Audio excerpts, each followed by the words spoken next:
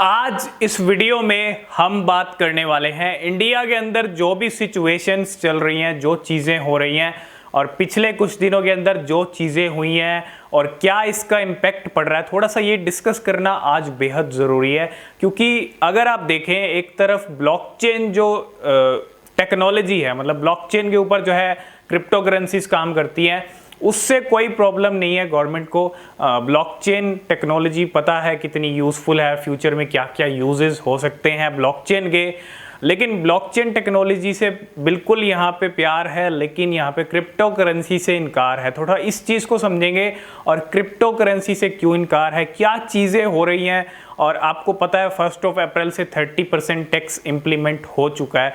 1 जुलाई से 1% TDS भी जो है एप्लीकेबल हो जाएगा। मतलब आप जो भी ट्रांजैक्शन करेंगे, अगर आपने एक कॉइन को खरीदने के लिए 3 ट्रांजैक्शन कर दिए, मतलब एक एक्सचेंज से आपने ट्रांसफ़र किया दूसरी एक्सचेंज में, वहां से आपको 2 ट्रांजैक्शन और करने पड़ गए, तो यहां पे आपके 3 ट्रांजैक्शन पे 3% TDS गया।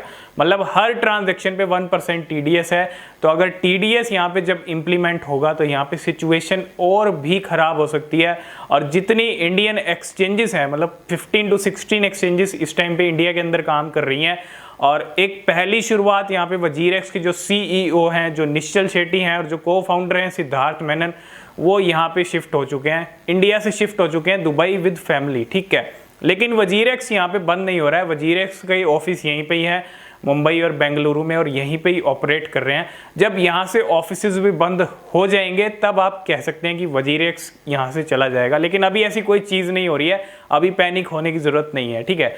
अभी जो इंडियन एक्सचेंजेस चल रहे हैं, सिचुएशन ऐसी हो गई है। आज हमने आपको एक और अपडेट दिया था कि रिजर्व बैंक ऑफ इंडिया की तरफ से एक जो मोबीक्विक वॉलेट है, जिसके ज़रिए बहुत सारे लोग अपना डिपॉजिट कर लेते थे, विड्रॉ कर लेते थे, वो एक ज़रिया था, उसको भी यहाँ पे मोबीक्विक ने भी अपने हाथ खींच लिए, मतलब पीछे खींच लिए थे। आपको पता है जब कॉइनबेस की एंट्री हुई, UPI डिसेबल हो गया, और UPI डिसेबल हो गया बहुत सारी एक्सचेंजेस पे, क्योंकि UPI भी एक ऐसा जरिया था, एक UPI भी ऐसा पेमेंट मेथड था, बहुत सारे लोग यूज़ करते थे उसको डिपॉजिट करने के लिए, विड्रॉ करने के लिए।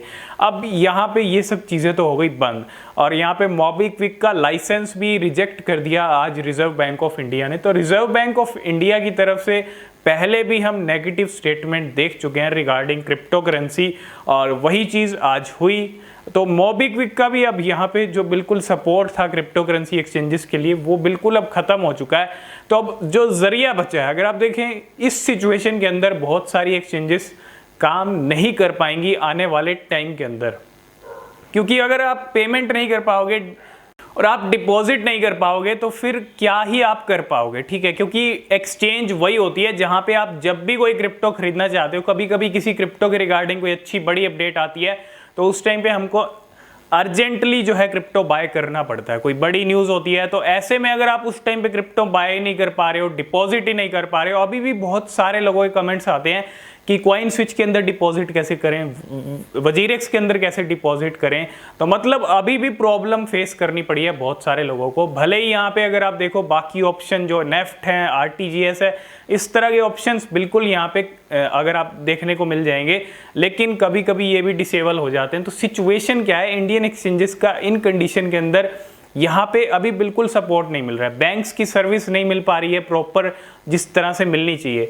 बहुत सारे ऐसे एप्लीकेशंस इंडिया के अंदर हैं जो एक्चुअल में गैम्बलिंग है, एक तरह से गैम्बलिंग ही है वो। लेकिन वहाँ पे अगर आप पेमेंट करेंगे, UPI का भी ऑप्शन मिलेगा आपको, वहाँ पेमेंट में कोई दिक्कत नहीं होगी, आप विड्रॉ भी वहाँ से कर सकते हैं, डिपॉजिट भी कर सकते हैं।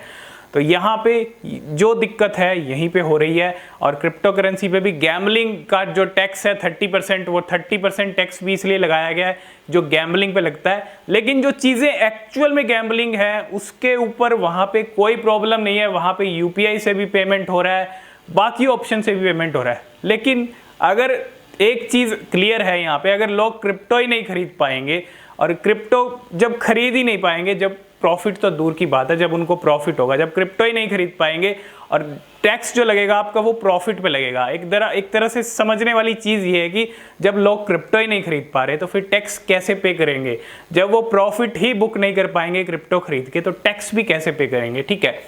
तो ये जो चीज़ें हो रही हैं इस कंडीशन के अंदर इंडियन एक्सचेंजेस का काम करना थोड़ा मुश्किल है, और आगे और भी मुश्किल हो सकता है अगर ये सिचुएशन लगातार चलती है।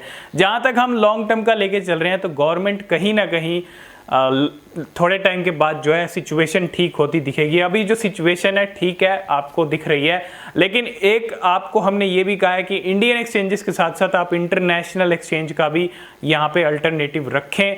और बहुत सारे जो न्यू कमर्स हैं क्रिप्टो करेंसी के अंदर आना चाहते हैं, तो वो पहली चीज़ वो इंडियन क्रिप्टो करेंसी एक्सचेंज को यूज़ करने का मतलब सोचेंगे। और इंडियन क्रिप्टो करेंसी एक्सचेंज पे यहाँ पे इतने सारे जो प्रॉब्लम आ रहे हैं, अगर आप देखें डिपॉजिट नहीं हो पा रहा है, तो न्यू कमर्स भी क्रिप्टो में नहीं आ पा रहे हैं इंडिया में, ये भी एक रियलिटी है।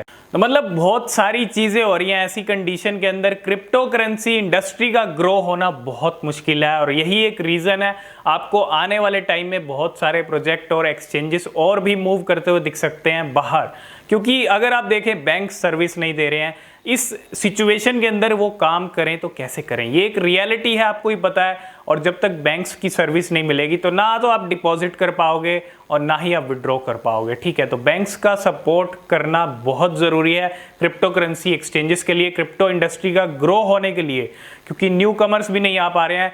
और जब कोई यहाँ पे प्रॉफिट बुक करेगा तभी वो टैक्स पे करेगा, और टैक्स पे करना तो बहुत दूर की बात है जब उसको प्रॉफिट ही नहीं होगा, जब वो क्रिप्टो करेंसी नहीं खरीद पाएगा इंडिया के अंदर, तो फिर आप खुद समझ सकते हो चीज़ें कहाँ जा रही हैं, ठीक है। एक तरफ ब्लॉकचेन को लेके कोई प्रॉब्लम नहीं है, लेकिन क्रिप्टो करेंसी को लेके लेकिन लगता है कि लॉन्ग टर्म में हमको अच्छे रिजल्ट देखने को मिलेंगे। जिस तरह से बाकी कंट्रीज़ में एडॉप्शन हो रहे हैं, बाकी कंट्रीज़ आगे निकल रही हैं, और कहीं ना कहीं सरकार भी जो है देर सवेर आपको ये चीज़ें यहाँ भी पॉजिटिविटी हमको देखने को मिलेगी। बस इतनी देर ना हो जाए कि बाकी कंट्रीज़ जो है आगे निकल जाएं और इंडिया पीछे रह जाए, तो ऐसा नहीं होना चाहिए।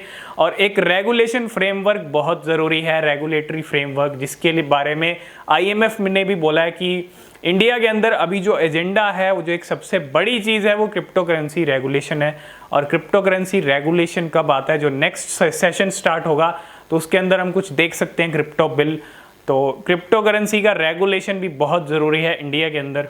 तो बिल्कुल लॉन्ग टर्म में चीज़ें ठीक होती हुई दिख सकती हैं। अभी सिचुएशन यही है कि गैम्बलिंग क्रिप्टो करेंसी को ट्रीट किया जा रहा है गैम्बलिंग की तरह, और गैम्बलर्स आप सब भी बन चुके हैं। मतलब अगर आप यहाँ पे देखें, एक माँ अपने बेटे को कहती होगी, मतलब जो ट्रेडिंग करता है, एक माँ अपने बेटे से कहती होगी कि जा बेटा गैम्बलिंग कर, ठीक है। तो मतलब इस तरह की सिचुएशन आ गई है, और कौन कहेगा अपने मतलब बेटे से कि तू गैम्बलिंग कर, ये सब चीज़ें भी मतलब, क्योंकि गैम्बलिंग क्रिप्टो करेंसी नहीं है, गैम्बलिंग तो बहुत सारी ऐप्स हैं जो रन हो रही हैं इंडिया के अंदर, और क्रिप्टो करेंसी के अंदर तो इतना कुछ इनोवेशन हो रहा है, ठीक है। पॉजिटिव जो ब्राइट साइड है क्रिप्टो करेंसी की वो भी देखनी चाहिए, जो फ्यूचर है वो भी देखना चाहिए गवर्नमेंट को, ठीक है। इसका गलत यूज़ हो सकता है, एक रेगुलेशन ज़रूरी है, लेकिन जो पॉजिटिव जो फ्यूचर है, जो ब्राइट साइड है, वो भी देखना बहुत ज़रूरी है।